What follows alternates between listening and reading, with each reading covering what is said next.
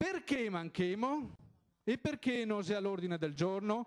Perché che sia un organo istituzionale politico che non fa quello che ha fatto gli organi istituzionali e politici di quei paesi, di quelle nazioni che abbiamo nominato. Cioè diventa fondamentale, perché questo è il processo politico, il ruolo della Regione Veneto, che sia comunque l'organo istituzionale, per quanto dello Stato italiano, comunque di maggiore importanza istituzionale all'interno dell'assetto istituzionale italiano, per i veneti. Allora, la Regione Veneto, organo più importante per l'Alto Veneto, può e deve organizzare un referendum per l'indipendenza. Noi altri diciamo che se non lo farà, vorrà dire che servirà una classe dirigente indipendentista veneta che chiederà il mandato ai cittadini per indire questo referendum. Come ottenere l'indipendenza da un punto di vista pratico e non solo giuridico?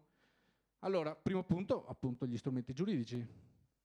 Secondo punto, che abbiamo visto, grazie all'opera dei pionieri che cita anche Paolo Bernardini, ma che sia nei nostri cuori, perché fino a 30 anni fa nemmeno esisteva la parola Veneto allegata a concetti di autonomia e di indipendenza, se non in singoli e pochi individui. Abbiamo capito, grazie a sua opera, che altre strade di tipo autonomista o federalista sono dei vicoli ciechi. Non potrà mai darmi per motivi economici, per motivi politici, e chi che appunto le propone in un qualche modo tuttora anche oggi se o in malafede o se ignoranti. Ecco che se abbiamo capito che si vicoli ciechi, questa è una gran roba, perché non dovevamo più seguirle, abbiamo capito che a strada c'è un'altra, c'è quella finalmente di decidere il nostro destino da soli, senza domandare il permesso ad altri. In più che c'è tre grandi nuovi sconvolgimenti di tipo antropologico, mi definisco, che non ha cambiato solo che noi altri veneti negli ultimi 10 anni, ma ha cambiato l'intera umanità.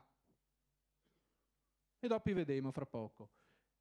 Che c'è una congiuntura internazionale favorevole, un momento storico favorevole, e in più noi altri adesso, sempre per imparare dagli errori del passato, dobbiamo spiegare bene le ragioni di indipendenza, con un profilo e con dei contenuti che prescinda dagli semplici slogan effimeri, senza contrapposizioni inutili e sterili, che non portano da nessuna parte, appunto, e con più dignità intellettuale. Quali sono quei grandi cambiamenti di cui parlavo prima che ha sconvolto l'umanità? Primo, organizzazione. Non serve più i famosi partiti di massa del Novecento, quei grandi partiti popolari enormi e diffusi. No, al giorno d'oggi, con moderni sistemi organizzativi flessibili, gruppi sempre più piccoli di persone ottiene cambiamenti sempre più grandi.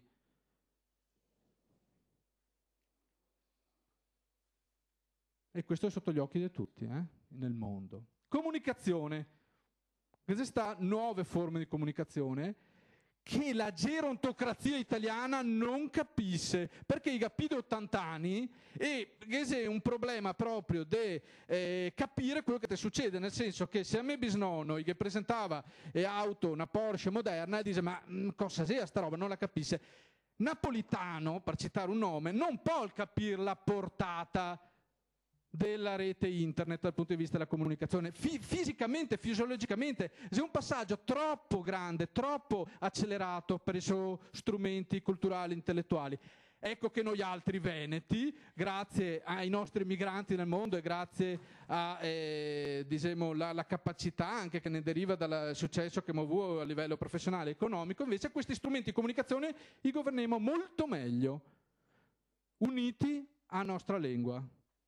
Questo è un aspetto fondamentale. Dovremmo, così, recuperando l'esempio degli amici catalani, che 30 anni fa ha cominciato un processo di riconoscimento della lingua catalana, che adesso è la lingua più importante in Catalunya, e quindi anziché questi fenomeni forse dei spagnoli che chiede la tutela dello spagnolo in Catalunya, più che dei catalani che chiede la tutela dei catalani.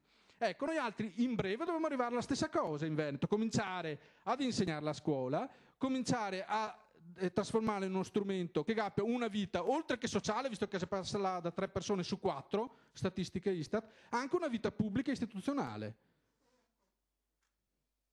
Terzo grande cambiamento, la comunicazione, questi nuovi strumenti, internet in primo luogo, crea delle dinamiche di assimilazione, di mutamento sociale che chiamiamo viralità, vale a dire la pandemia, non dell'influenza aviaria, ma delle idee contagiose, vale a dire le idee un po' e si diffonde alla velocità veramente del pensiero, grazie alla rete internet, grazie alla possibilità di quello che viene chiamato il villaggio tecnologico un po' globale.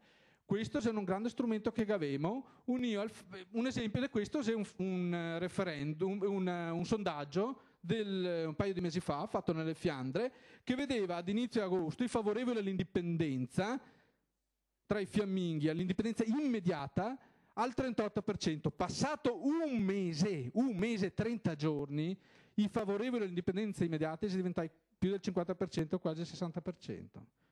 Una velocità impensabile 10 anni fa. Non parlo di prima, parlo di 10 anni fa. Manca adesso in questo processo il ruolo della Regione Veneto, perché come che vediamo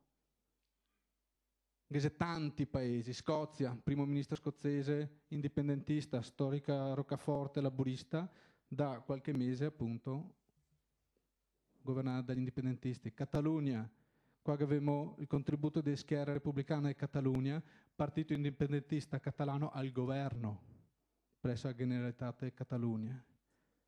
Paese Basco, Bretagna, Galles, Irlanda, ma anche i paesi che hanno ottenuto l'indipendenza, Norvegia, Finlandia, paesi baltici. Ecco che manchiamo solo che noi altri, e è un nostro diritto ottenerlo.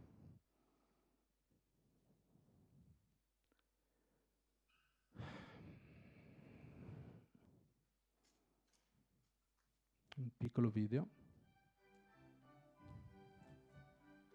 E è una roba normale ottenerla, l'indipendenza. Una cosa veramente naturale. I veneti vogliono che a Venezia abbia quello che ogni altro paese si vede garantito. La libertà di decidere in che tipo di società noi altri vogliamo vivere e come che vogliamo raffrontarsi al mondo intorno a noi altri. Con altre parole, a normalità. Come individui noi altri diamo gran valore alla nostra indipendenza a livello individuale. Per tutti noi altri è una roba assodata il fatto di fare le nostre scelte in modo naturale e di decidere come risparmiare e spendere i nostri schei come individui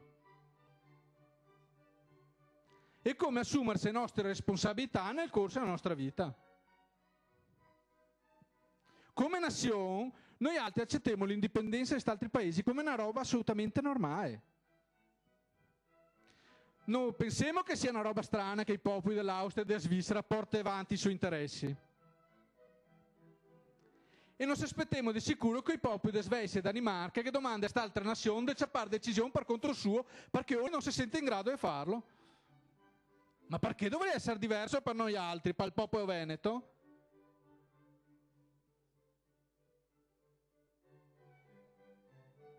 La maggior parte di noi altri vuole che la sua comunità goda di più indipendenza. Noi altri vogliamo avere più voce in capitolo sulle decisioni sul costo dei servizi pubblici e sul modo in cui viene svolti. Vogliamo sempre partecipare a decisioni che coinvolgono l'ambiente e che ne è intorno e voler contribuire di più alle comunità in cui viviamo. E questa è ancora una roba normale, ma non potrà mai succedere, a meno che non scominciamo a ciappare il controllo del nostro paese. Questo è Vivaldi, Luciano. A meno che non scominciamo a ciappare da soli e decisioni che spetta solo che a noi altri.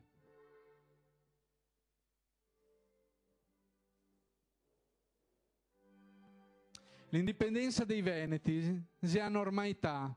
Conquistiamo per noi altri, per i nostri figli. Conquistiamo per avere un futuro.